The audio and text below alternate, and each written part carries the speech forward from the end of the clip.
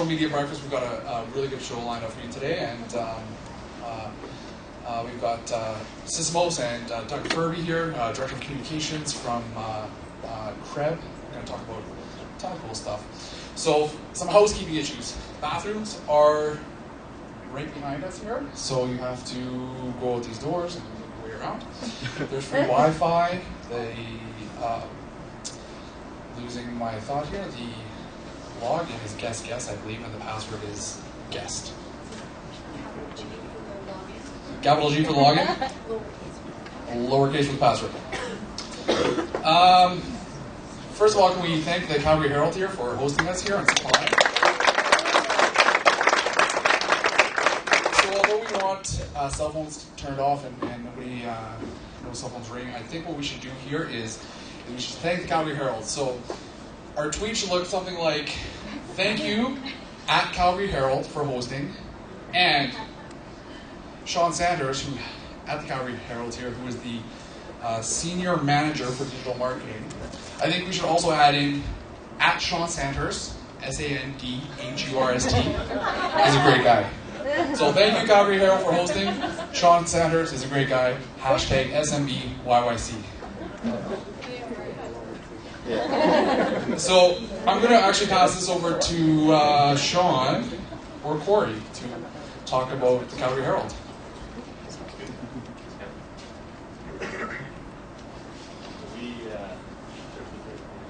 Oh, yeah. Sorry, let's switch over to... All right, I guess while everybody's, while we're digging up the presentation here, I just have a little mini presentation I want to run by you. I just want to welcome you guys on behalf of the Calgary Herald. Thanks for braving it this minus 20. I do hear we're on the eve of some plus weather, finally. Thank you. Thank God. But anyways, like I said, thanks for joining us. This is actually my first social media breakfast. I'm really impressed with the size of the group here. Looking forward to attending many more of these moving forward. So anyways, my name is Corey Jackson. I obviously work here at the Calgary Herald. I'm the digital sales manager here at the Calgary Herald. So I guess what me and my team do is essentially we work with the local market here as opposed to working with national advertisers. Basically, if you see an ad on calgaryherald.com, it's a good chance that it was me and my team that put it there. I'm just going to ask my team, just quickly to stand here, just in terms of networking later. I just wanted you guys to see where they are, just in case you guys have any questions. Good-looking bunch. There's 9 of us, so you should be able to find at least one of us, like I said, if you do, in fact, have any questions. So, anyways, I'll move forward here. I just wanted to run through, the Herald just wanted to run through a few things. First, we just want to talk a little bit about calgaryherald.com. We'll talk a little bit about our mobile suite of products. And then, of course, I'm going to pass it over to Sean here, and he's going to talk a little bit about our actual social media strategy. All right, so skipping ahead, I tried to find a clicker upstairs and couldn't find one. So first things first here, what is calgaryherald.com? Well, I'd say calgaryherald.com is probably a lot of things. First and foremost, it's a leading local content destination site. So again, I hope many of you guys have been on it. By a leading local content destination site, what we're saying is we're actually, not to brag here, but we are the #1 local site, period, in Calgary in terms of unique visitors as per ComScore. So and I'll touch a little more on that later, but again, for us, I mean, that's outstanding. What else are we? We're an extension of our trusted brand. So the Calgary Herald, as you guys may or may not know, has been around since 1883. That's a long time. I mean, that obviously predates internet, predates TV, predates radio. I'm sure the Sysomos Hotel was probably a rocking place to be back in 1883. Actually, the Sysomos Hotel wasn't even around in 1883. And the reason I know that is because the Calgary Herald is actually, from what I understand, the 3rd oldest business still remaining here in Calgary. So CP Rail has been around longer. The Hudson Bay Company has been around longer. So we've been around a long time. I think we're pretty good at what we do. What is it that we do, I guess? We're a provider, in terms of calgaryherald.com, we're a provider of breaking news, weather, business, sports, entertainment coverage. So I always say people are creatures of habit. They get up in the morning, they read the physical newspaper, they're driving to work, they see a plume of smoke in the Northeast Calgary, they get to work, calgaryherald.com. They want to read about what's happening. And over the course of the day, check back to see what's happening. We also offer a wide variety of targeted channels, things like health, technology, travel, jobs. So again, we have a little bit for everybody. And then lastly, of course, I'm the sales guy, so I'm going to tell you we actually also offer a wide variety of advertising options, everything from traditional leaderboards and big boxes to fully customizable solutions. So that's what we are. In terms of an advertising standpoint, in the next slide here, why would somebody choose calgaryherald.com? I'll go through this quickly, to the soft sell. Brand association, I mentioned we've been around since 1883. advertisers want to associate themselves with the brand like that. An affluent audience, again, our Comscore demographics are strong. I mean, it's an educated audience, it's a white-collar audience, they have a good household income. Guaranteed audience, again, with online media. I mean, we're selling guaranteed impressions. Advertisers love that as opposed to projected audiences sold by virtually every other medium. We reach consumers 24/7. Again, it doesn't matter, day, evening, weekends. Targeting, again, there's a number of different ways that we can break down a campaign to really find a niche audience. Measurable results, again, with any online advertising, that's what we would expect. Unbeatable value, we have campaigns starting for as little as $500 where we will even build the creative. So I'd say the value is certainly there. And then customer service support. I showed you guys my team earlier. There's 9 of us, like I said, and from my understanding, in terms of a local media team, I guess digital sales team, it's certainly the biggest one that I'm aware of in Calgary, if not Canada. And so, again, I take a lot of pride in this team, and they do a great job. So skipping ahead to the next slides, and again, I'll rip through these quicker here. I already alluded to the fact that I said we were the number one local site in Calgary. 664,000 unique visitors to our site in November 2011. The next slide will show you how that stacks up here against, stack up against the competition we call it. So you can see the CalgaryHerald.com. Again, we just mentioned 664. The University of Calgary, maybe competition is not necessarily the right word. They obviously are using their site differently. I think media sites like CalgarySun.com, where advertisers can actually purchase ads on. I mean, that would be our next most logical competitor, but you can see there at about 260,000, so less than half of the uniques that we have, and then etc. So these would be kind of the key local players in terms of uniques, again, as per Comscore. The next one, just talking about page views. So again, just wanted to illustrate growth. So you can see that in November 2011, we had just under 20 million page views to CalgaryHerald.com. That's up from 6 or 7 in November 2010. So that's about 34%. So again, pretty good year-over-year growth. And then again, just jump to our mobile products here. Just again, a few little things to point out. Calgary Herald, I'm saying that we're mobilized. We definitely are mobilized. And I guess that would mean a few different things or a few different avenues. Certainly our mobile optimized website, m.calgaryherald.com. So if you have your smartphone, you go into your browser and you check out calgaryherald.com. Again, that site is getting massive traffic. Huge growth this past December. Smartphone apps. We have a great app for Android and even recently launched a great app for the iPhone. And again, both are doing well. And then in terms of the tablets, we have apps for the iPad, the Playbook, and the touchpad, and I know they're doing some development on something for something Android-based. So, in terms of unique visitors on our mobile audience, we're about 160,000 in November 2011. So again, that number a little bit lower, I guess, than our CalgaryHerald.com. It's a growing number, and as you can even see, that number, if you translate it against some of our media competitors in town, even that number is stronger than a lot of them. So our mobile audience is growing. In terms of page views, I put on here we had 3.4 million page views in November 2011. And then when I was wrapping up this presentation, I had a December 2011 number, so I had to plug it in because in November we were 3.4, in December we went to 6.6 in 1 month. I mean, it's just staggering.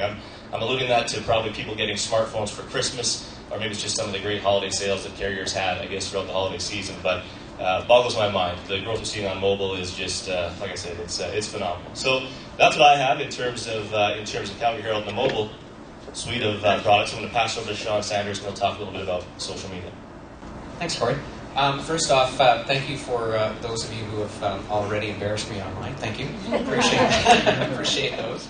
But again, really, this quick presentation is just all about, I've been here for about 3.5 months with the Herald, and all I keep hearing is little tidbits about people didn't know that the Herald had a website, which is interesting. So really, this is just about an introduction to a very traditional medium and a very trusted brand in this city to introduce everybody locally to, you know what, we're online, and more importantly, we're even social. So from a perspective of the social media side, has anybody heard of Twitter? We've got a Twitter handle. So again, if you have not picked up one, there's these little cards up front, and if you'd like, I can pass them out. It's got all of our social media handles. So Twitter, Tumblr, Facebook, Google+, all of those are available, so you can find the latest up-to-date breaking news that way. You can get breaking news alerts through your iPad or through your smartphone or through your email. So there's a lot of ways to keep up to date, and not only just following the Twitter feed. So just to bring you up to speed on what's going on in our world, and more importantly, let's talk about what's happening with social media. So thank you so much for braving this nasty weather. Thank goodness it's almost over. And thanks for Sysomos for coming out. Thank you for everybody at SMByyc for for helping bring this all together. So thanks again, and have a fantastic day. Help yourself to the food. Make sure that you enter in for the draw for the Flames tickets and the Theaters Calgary tickets if you have not already done so. We'll draw those at the end of the day. So I just want to pass that off to probably did. Man. Thanks, guys. Thanks. Thanks, Sean. And so can we just plop up the original slides there? And, I'm not sure what I'm supposed to do.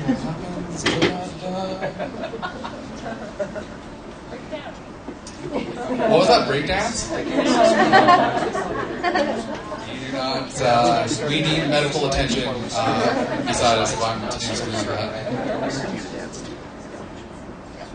So I'll quickly burn through these slides here as we have more interesting people to hear from.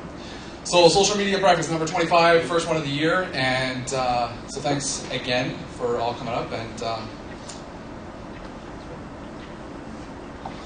so social media breakfast, just a little bit about us and what we do, and tons of new faces here, and tons of people I haven't seen before. I'd say at least half of you are new. Who's new here?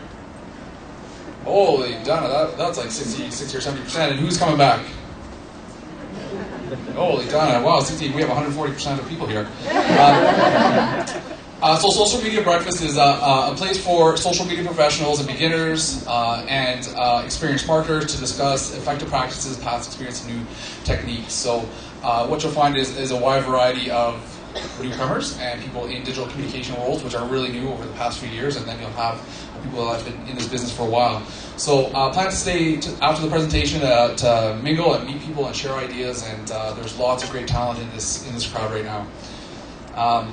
Calgary Herald, all their stuff, Sean mentioned they have those little cards that have all their social real estate and social profiles on them, so grab them there. They're on the table, as well as the Calgary Herald is giving away tickets for Theatre Calgary and Flames tickets. So there's a box where you can drop your business card in, and at the end of this presentation, or at the end of social media breakfast, they'll make a draw.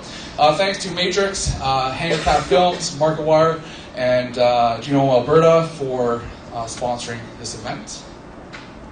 And then these are our past sponsors, so I won't burn through those guys, but you can see a lot of great organizations in Calgary that have been a part of it.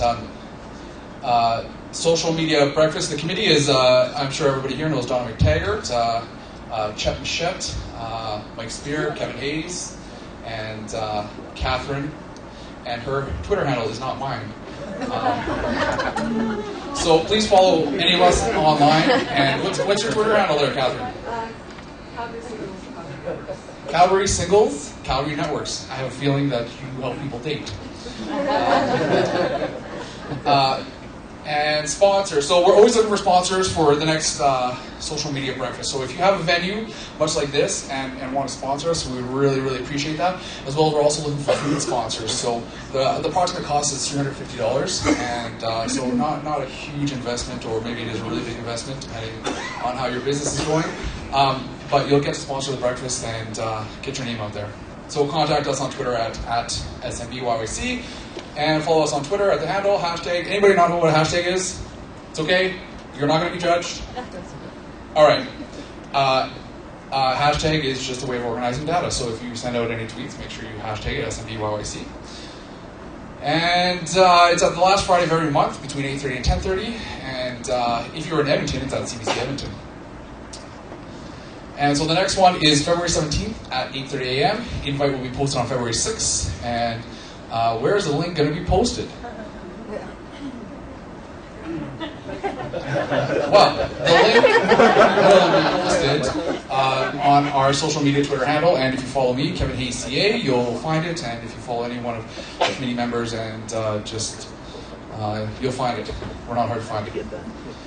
So, Jay Cloutier from MarketWire. He's a senior account executive and with MarketWire and Sysomos. And let me just read this here. Jay has experience in B2B sales and marketing and communications, including public relations, investor relations, marketing, SEO, social media, government relations, and online marketing. Wow, this guy has it all. His specialties include software as a service, new distribution, social media, SEO, social media monitoring, and analysis, online media, e-marketing, customer service, sales negotiation, media directories, senior EDGAR filings, and conference calling, webcasting. So MarketWire and Sysomos is a fantastic monitoring tool. And I think that's it. Oh, no, Doug Furby. Doug has previously worked at Sunshine Village Ski and Resort, and he's been in the newspapers for over 3 decades. He looks really young, but it's true. Many of you will recognize Doug because he's been with the Calgary Herald as editor and later as digital content development. And before that, he was managing editor of St. Catharines Standard in Ontario. And previously worked at newspapers in Winnipeg, London, and Windsor. Graduate of journalism program at University of Western Ontario. And he also worked at the newspaper in Winnipeg, London, and Windsor. So tons of experience. I think that's it. So I'll let you guys take the show. Thank you very much. I just want to first... While we're getting the slides up, I guess. No. Yes. I don't know if they... point to it. I think it's that one. So I want to thank you very much. Thanks to the Social Media Breakfast for giving us this opportunity. We've been a sponsor of the Social Media Breakfast for 2 years now, and we really appreciate the relationship we have with the breakfast. Sorry about a little bit of the vagueness around what we were going to be talking about today. I think just because of the holidays and everything, there was some miscommunications going on, but I'm not actually here just to talk about Sysomos, but thank you for 100 plus people showing up to hear about it. I thought we'd go a little more, rather than just looking at a product, but more talking about an experience, and that's what the Social Media Breakfast is all about. And that's why I have Doug Furby with me here today to talk a little bit about the crisis situation that happened at Sunshine Village about this time last year. It was quite an experience for him and for the resort. Of course, it's a world-class resort right here in our province. So I'll invite Doug Furby up to get started on the presentation. Thank you, Jay. And it's great to be back in this building. As you've heard, I was here for a number of years, about 7 years. Mostly on the editorial pages, and the last year of digital content development. I worked with David. Where are you, David? Worked with David for a year as we were developing CalgaryHerald.com. We had a lot of fun in that area, and it's fun to watch what's happening since then. Lots of great things. So thank you for the invitation to come talk. Some of you may have heard about a little bit of trouble that we had at Sunshine Village about a year or so ago. I still live and dream it. I wake up in the middle of the night screaming in a cold sweat, thinking about the things that we went through.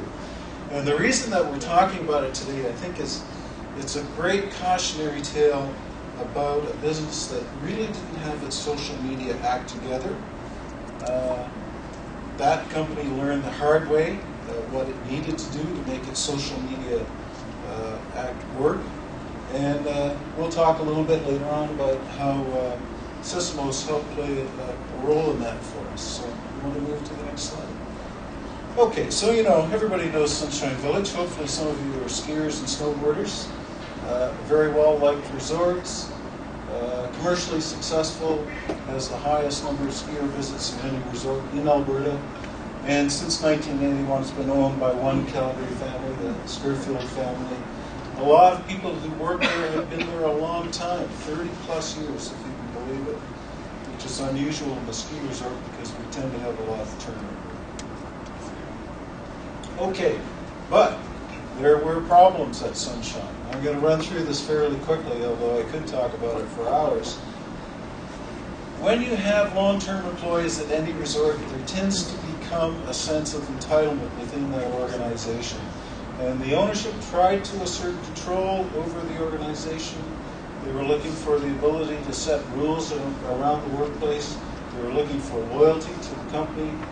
They did have a history of leniency with their staff, and sometimes that's not necessarily a good thing. And they were very reluctant to act on problems that they saw within the organization.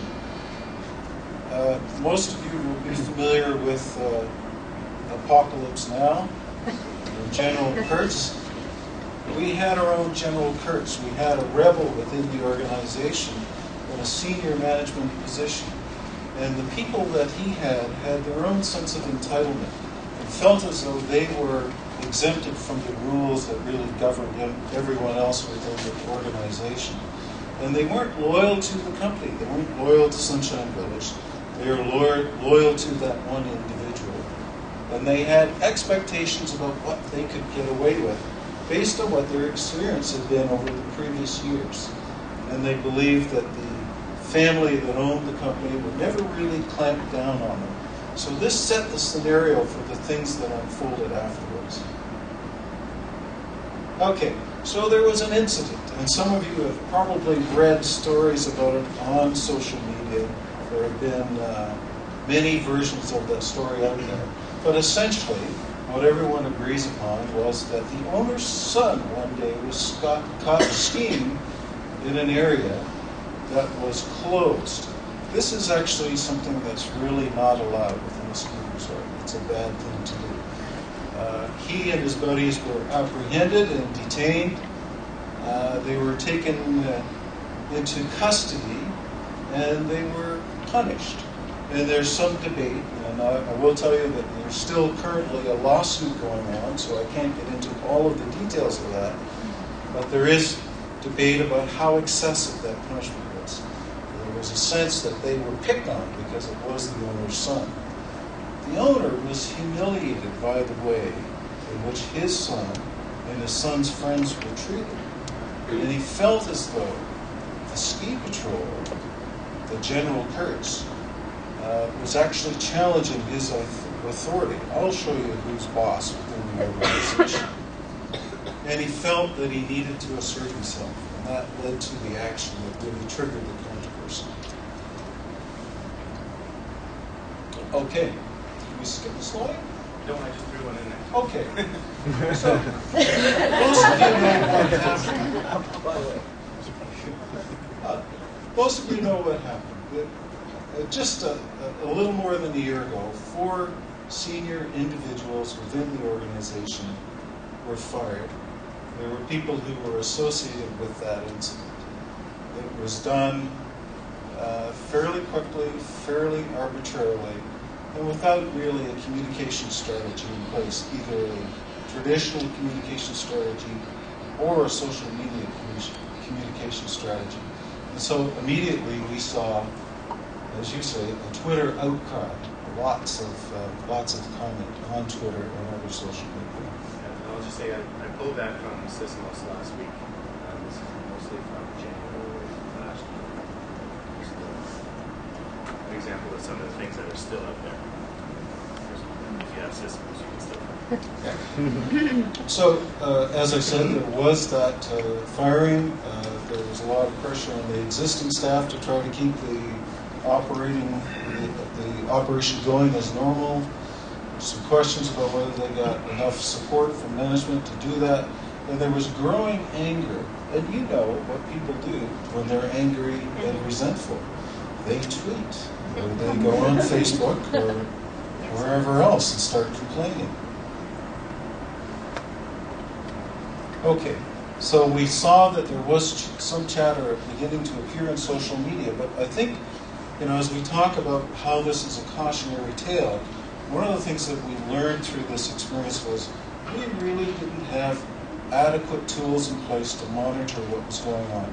Like a lot of other small to medium-sized businesses, we had one person whose part-time job it was to update Facebook and to tweet. And really, there was very little time to listen to the chatter that was going on out there. And that allowed a problem to develop without us really taking proactive action on it.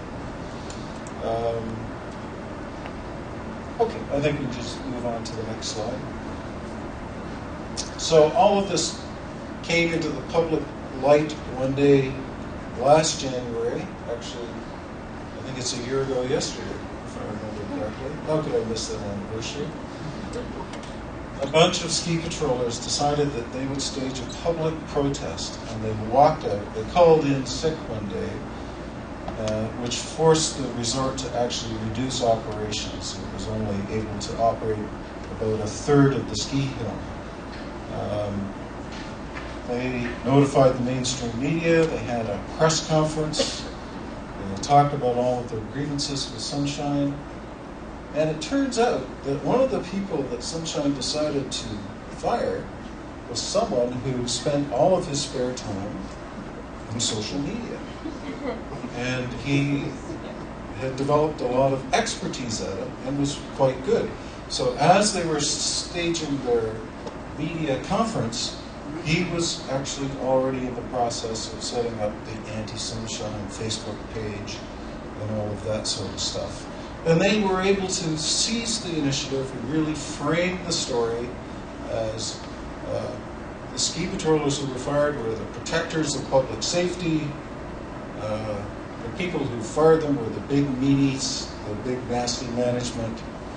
And that was the story that actually got it into the public. And as you know, that went viral. That went all around the world, especially in the ski world, in a very short period of time. Here's just one example of some of the stuff that we saw. Now, note the date. One day after the protest occurred, we see this comment. I, for one, have skied my last day at Scumshine, which a lot of people still use. If this is how they treat the patrollers who protect the public safety, how do they treat their cooks and their staff members, etc., etc., etc.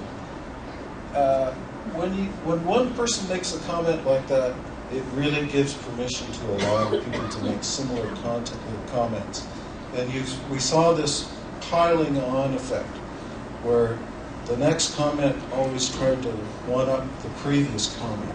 And we were seeing comments from all around the world, a lot of them from people that had actually never been to the resort.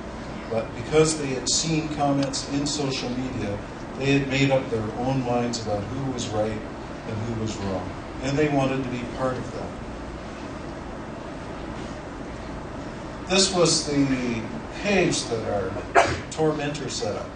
It's called I Support Ski Patrol Wrong by Sunshine Village. That Facebook page continues to exist to this day. And it became a lightning rod. It's where everyone went to complain about every single grievance that was happening at Sunshine Village. And so you can see at this point, we had completely lost control of the conversation. It had gone completely out of our hands very quickly because we weren't prepared for it and because we weren't in that game. This is a web page that's been set up. Same individual, we believe. And this is sort of a permanent way of keeping an eye on Sunshine Village, looking for ways in which it might be breaking rules with the National Parks Act and that sort of thing. Now, there are 4 ski resorts in Alberta that operate within national parks, and yet only one has a page that's dedicated to watching how they behave in relationship to the national parks, so it's pretty obvious what's going on there. How did the ownership react? Well, they reacted like a lot of ownership would react. They were dumbfounded. You have to remember that, and I'm sure some of you have this experience, if an organization, if the ownership of an organization is used to dealing with the traditional media, even today, a lot of organizations still think that social media is a passing fad, or that it's something that involves teenagers.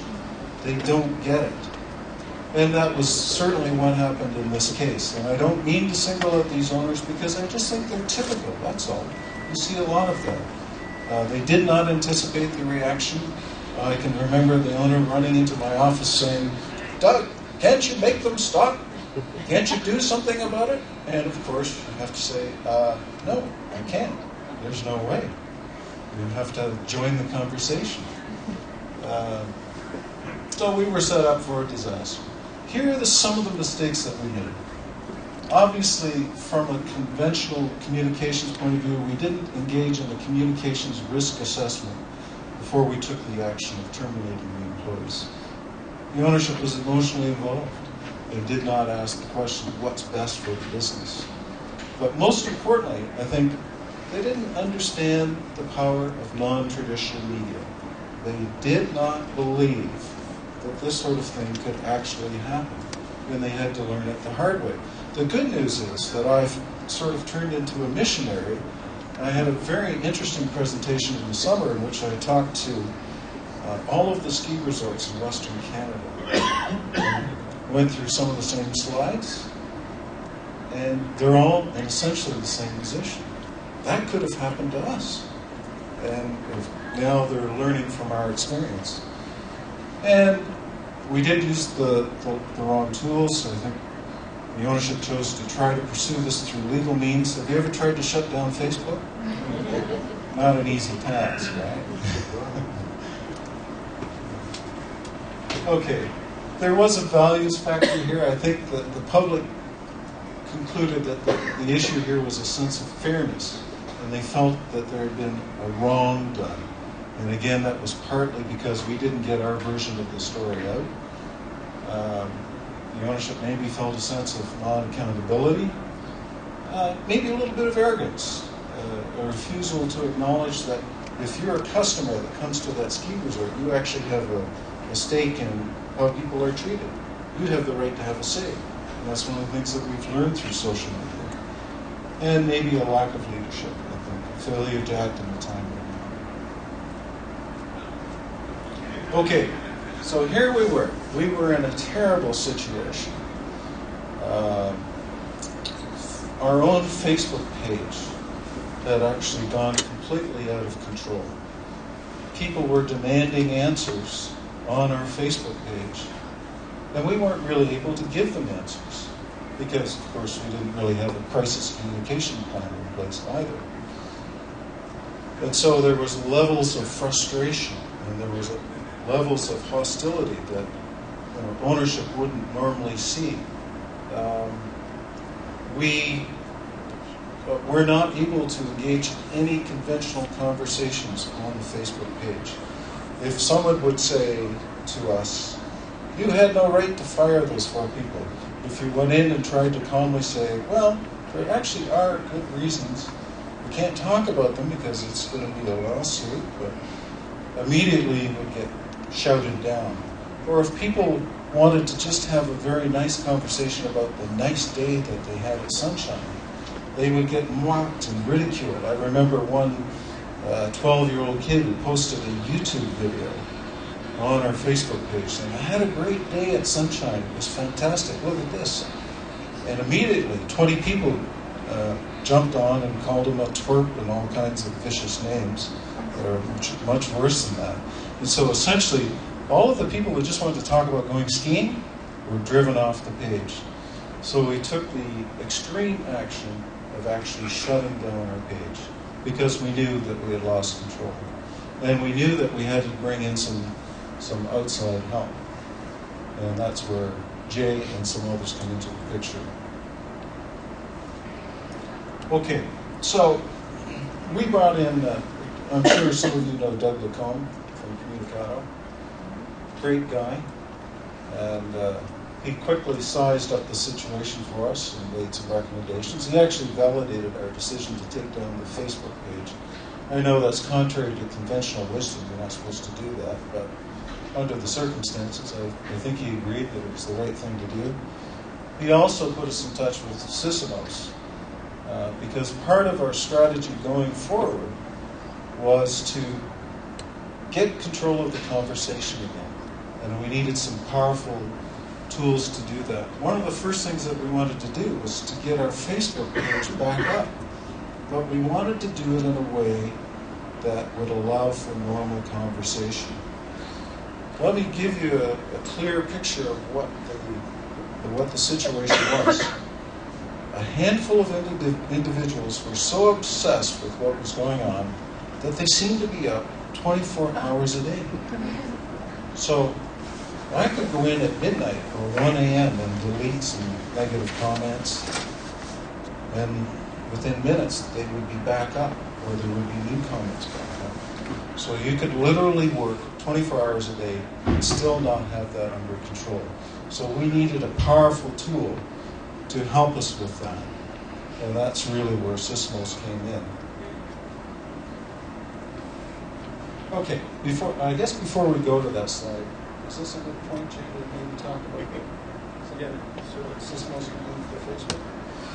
Yeah. Well, let me tell you about one feature that was really a lifesaver. And it's a feature that is still existent on our Facebook page. It's an auto moderation tool that is part of the Sysomos Heartbeat tool. So you can actually enter a number of keywords, and it was easy to pick them out. Ski patrol, scum shine, you name it, fire. We identified a number of these keywords. And any comment that contained one of those keywords, we could either have it flagged or we can have it deleted. Most of them, we had the comments auto-deleted. We had to do it. And what we found was, as soon as we implemented that tool, these detractors did try to go into our Facebook page when we restored it and tried to take over the conversation, and they quickly discovered that there was no point because they couldn't get their negative comments posted. That turned out to be a lifesaver for us because really it allowed the conversation to be restored to what I would call a much more normal level. We talked about normal things. We talked about the weather. We talked about whether the snow conditions were good. And we certainly did allow people to offer criticisms about the resort, but normal criticisms. Like, I didn't get good service at a restaurant today, or they made me wait too long at the ticket booth. That's okay. Those sort of comments are fine. But we didn't allow people to come in and hijack the conversation. So if you look at the Facebook page today for Sunshine Village, there's a lot of great conversations going on. And it's really what you would expect to see. Okay, let's see where it is. This is the Facebook page central, where you can set up flagging options and queries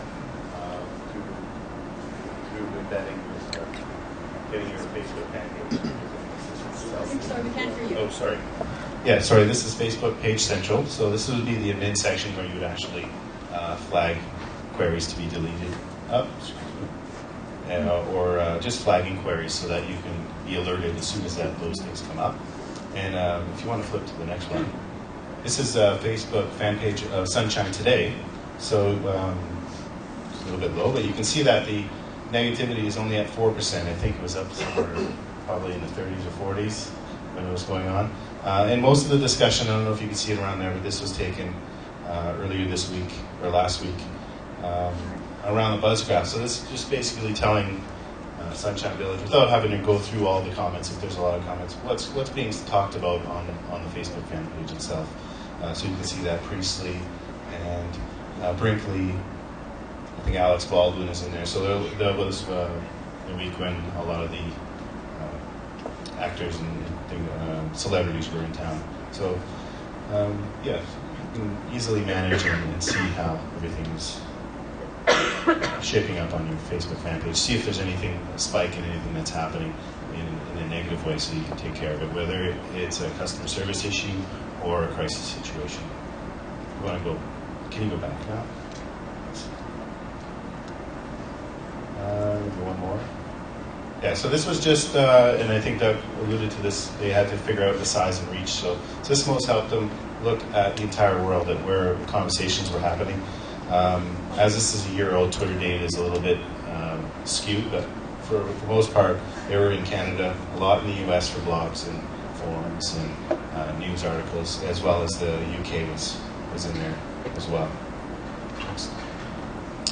So if we're looking at the overall sentiment at the time, you can divide that up into segments. So how was the blog world talking about it? So you can see Doug's name up here, Furby. It's a little small, so not too bad.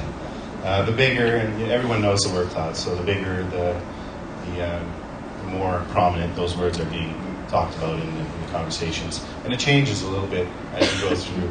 A little more hostile in blogs and Twitter, and of course in the news, such as the Calgary Herald, it'll be more more about the issues at hand on both sides. One of the things when you're looking at a crisis situation, you want to identify those influencers, whether they're good or bad. So when you're deciding to start engaging, you need to know who you're going to be engaging with and if they're worth it. So this is a good way of finding out. Sysomos actually puts a score of, it's kind of like a cloud score, but it's unique to us, based on their influence in social media. So in the blog world, you can see some pretty decent blogs here.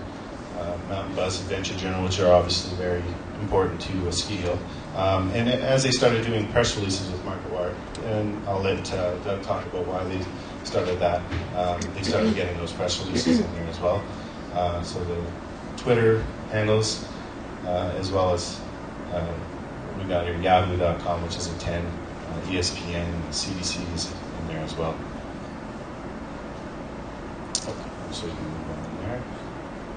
And one of the other things you can do is you can analyze any fan page in existence on Sysomos, so from a top line level. So they could add in the one that said "I love ski patrollers," which is against the Sunshine Village, but you can actually see, what the discussion is about. Use those keywords and find out what people are talking about, who those influencers are on that page, so that you can again adjust your discussion or your outreach on that. Let me go back one. Here we go. Yeah, so when she started engaging, one of the great tools we have in Sysomos that he uses as well is to engage through the system so that you have an audit trail of everything you do. So whether you're a small team or a big team, you need to know what everyone is doing online. It's a very confusing place, especially during a crisis situation. So you can run reports of who tweeted to who and responded to what, what's being said out there within your engagement platforms. So I'll let you talk about press releases. Okay, so one of the other tools that we started to use was MarketWire, because we discovered that all of that negativity that was out there stays there for a long, long time in SEO until you find something positive to say. And when you have people who are, I think I can honestly say, bent on doing you harm, you have to be very proactive in getting some of those positive messages out there. And one of the tools that we used, in addition to doing a lot more of our own tweeting and so on, was MarketWire to get our news releases out there. So we started to generate news releases on a very frequent basis about a lot of the positive things that were going on at the resort, including issues that directly addressed the negative perceptions. So remember, there was a perception that Sunshine wasn't safe anymore, or that Sunshine didn't care about its ski patrollers. So we would issue press releases about some of the positive things that our ski patrollers were doing, or some of the safety initiatives that we were undertaking, and sending those out on MarketWire and distributing them quite widely around the world, and actually through the social media channels as well. And it took a little time, but over time that started to show up in SEO, so that there wasn't just negative commentary about Sunshine, there was some of the more positive coverage coming out there. So we found that to be a very effective tool as part of the overall plan. Okay, we learned a number of lessons from this. Some of them just good communication lessons, and some of them very much related to social media. Obviously, anybody would tell you that communication should be involved in risk assessment before you take any major action. I think we learned that. A great quote from Daniel Goodwin: "Emotions trump rationality." It doesn't matter if you want to have a rational conversation. If people are emotional, they don't care about the facts. They don't care about what they're emotional about at the moment. Obviously, they need to be proactive on management issues. Don't count on your lawyers. One of the lessons that we learned is, especially in the world of social media, taking a legal approach is folly. You'll bankrupt yourself on legal bills trying to stop something that you can't possibly stop. Public loves a scandal. That was a good lesson. I think respect the power of all media, and really by that I mean not just conventional media, but also social media. But most importantly, listen. And this is where I think our relationship with Sysomos is so valuable, because I think had we been able to listen sooner and get our heads around the scale of the developing problem, we would have been able to be more proactive in our response. The problem was already well down the track before management at Sunshine really knew the scale of what was happening. And one of the good things that's coming out of this is that having learned these hard lessons, Sunshine is now well on its way to being an industry leader in social media. I suddenly found the budget to hire a full-time social media person. We actually have two. We have one that works in Calgary, and that person's job is to monitor and tweet and do Facebook updates and all of that sort of stuff. And we have another individual on the mountain, and his job, tough job, is to ski around, take pictures, shoot video, blog, do updates all the time. Hey, we should have been doing this a long time ago, because that speaks directly to that generation, the people who like to go skiing and snowboarding, and it's really working well. So we've taken what was a very negative experience for the last few months and turned it into a positive, and I think going forward, this company, Sunshine Village, has learned that social media can be your friend if you play by its rules, if you understand what the rules are. And I think that's what we took out of it. Okay, I think that's it for the Facebook presentation.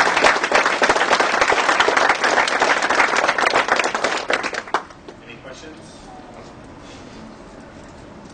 I'd like to know what the timeline was. So from the date of the incident to your first initial statement to the turnaround to hire the company and the first day to like your press release. I think the question was, what are the timelines from the time of the initial incident to the protest to when we realized that we needed to take some action? It's all a big blur, but it was less than a month. I think it was about 2 weeks into the incident that we decided that we had to take our Facebook page down. It took us a few days after that to find someone who we had confidence in to be a social media consultant. So probably about 3 weeks from the time of the incident to when we started to take action. So is there a crisis plan in place now? So the question is there a crisis plan? As a matter of fact, absolutely. One of the key priorities that we took out of it was to have a detailed communications crisis plan in place. And that's a document that I was involved in helping to shape in the last few months, and that's there. We actually have it in a red folder sitting right by the communications desk, so it's very handy when we need it. Sorry, there was a hand. Yes? How long did it take you to get the Facebook page back up after you decided to shut it down? So the question is, how long did it take to get the Facebook page back up? It got a little complicated because we had created the page incorrectly. It wasn't a groups page. And so when we took it down, Facebook said, actually, that's not a proper page anyway, so you can't put it back up. And we had a number of fans. We had a couple thousand fans, something like that.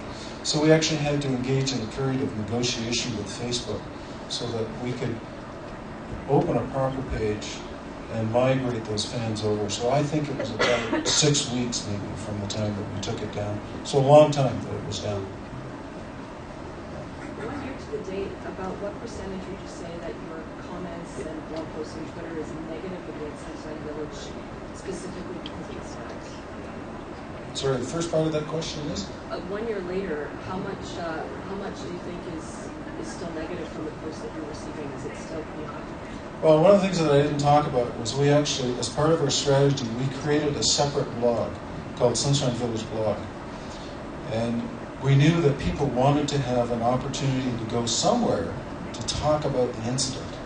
So we wanted to reinforce the idea that a fan page is actually not the place that you talk about that. But if you want to talk about it, you can go over here. So we created this blog, and when we saw people saying, what's going on with that incident, we'd say, glad you asked, head on over to Sunshine Village Blog, and the conversation's going on there. Not a lot of comments on there right now. If you go to Support Ski Patrol, what you'll find is that the conversation there has pretty much quieted down. One of the things that frightened us was they went from 0 supporters to 8,000 in about 2 weeks, because it was easy to hit like. Right? But if you see how many people are actually talking about the issue on that page, the number is very low, just a few per day. So we think the conversation has died right off, except for a very, very small number of people. Yes?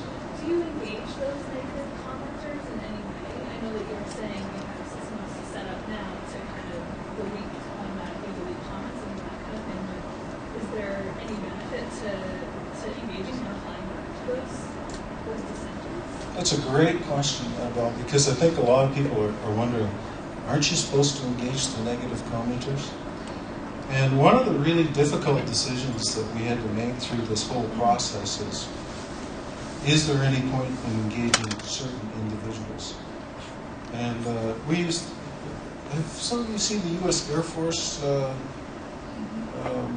social media assessment tool? I forget the exact name of it.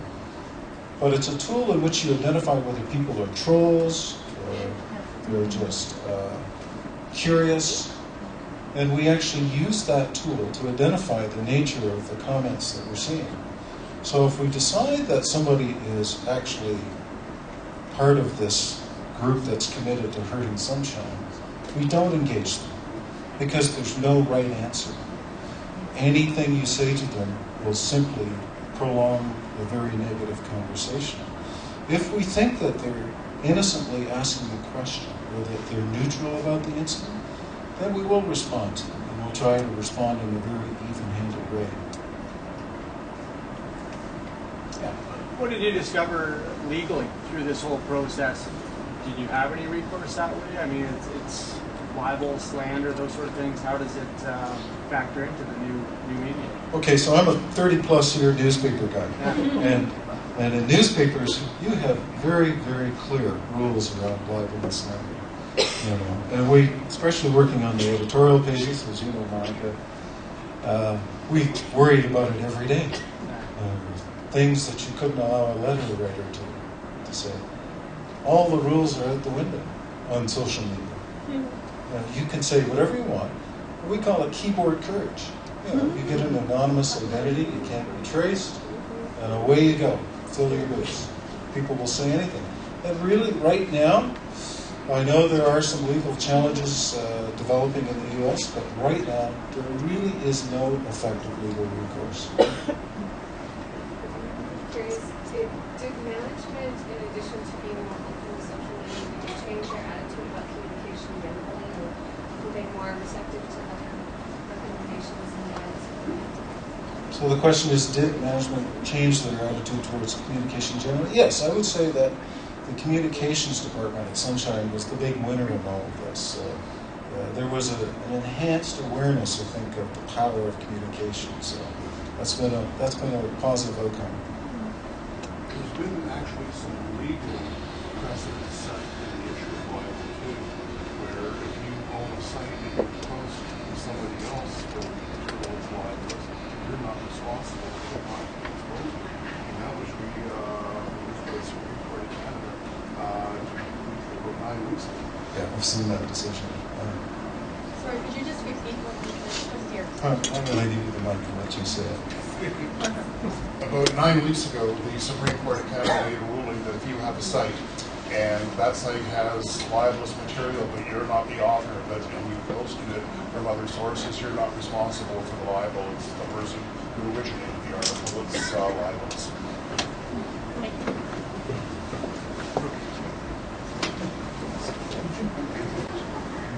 Yes. So I'm just wondering, what would have happened instead of it going the way it went? Why not have the people who actually broke the rules and were seen where you should have been on Twitter admitting that they're idiots or whatever, and why not have them? It's a great question, and obviously this part of the conversation should stay in this room. When we were developing it, so the question is, why didn't the original offenders, why didn't the owner's son and his friends just admit on Twitter or somewhere else that they did something wrong, they made a mistake? Because I think that would have, I agree with you, I think that would have mitigated some of the reaction. Well, when we were talking about our communications response, that was one of the strategies that we talked about. And we went so far, if you can imagine, those of you who know Doug McComb will love this, we actually made a short YouTube video in which Doug played the role of the owner's son. And he actually made a statement saying, I know I did something wrong, I shouldn't have done that sort of thing. And we showed that to the owner to give him a view of what that might look like. That didn't wash. We weren't able to do that. Does he still love to ski there? Great snow. Yes? Did Sunshine estimate what his cost and lost profits? I'm sorry, I can't. Did Sunshine estimate what it cost and lost profits because of this scandal? So the question is, did Sunshine estimate how much money it's lost as a result of this? Good question. It's really hard to measure. I mean, we can certainly add up the legal bills, which have been very substantial. We would have to look at the cost of the consultants that we brought on board, and that would be very substantial. The harder thing to measure is whether there's been significant lost business or not. And you have to remember, we're now in the context right now of tourism generally in Alberta being down because of the economic problems. So skier visits are down a little bit at Sunshine, but they're also down everywhere else. So it's really pretty difficult to measure that. There's a lot of people who said that they would boycott Sunshine, but one of the interesting statistics is you'd think that most of that would come from the Bow Valley, that area from Lake Louise to Exshaw. And actually skier visits from people who live in that area are up. So what people say and what they do are often two different things. Yes? To what extent are your social media coordinators responsible for the crisis management, and how much of that falls to like the bigger communications department? Everyone has a role in crisis communications. The question is, what role does the social media people play in the crisis communications plan? It's a very, very detailed plan, and social media is, those people are in that role right from the get-go. So in other words, everyone's informed about what's going on. The first thing our social media people do is they start monitoring what's being said very closely and reporting back. We make decisions about what kind of responses should be provided, all of that sort of stuff. So we've worked through scenarios like an avalanche in which someone is trapped. Those sort of things, disaster scenarios, a chair falling off the gondola, every different scenario, and try to imagine what kind of comment might be going on out in the community, what would be being said in Twitter and so on, and giving people a sense of what they should be doing at that point. So are the social media coordinators responsible for that message, or do they just relay that message to the world? It has to be a consistent message. So yes, they're responsible for putting the message out, but they're also carefully instructed on what that message should be so that we're consistent across all of our platforms. Yes? Do you attempt to get any rule adoption by the rest of the staff at Sunshine? Like when they sign their employment contract, is there a clause that says you are not allowed to tweet or to comment on any negative situations, or do you have to assume that the staff will go whatever direction they want to?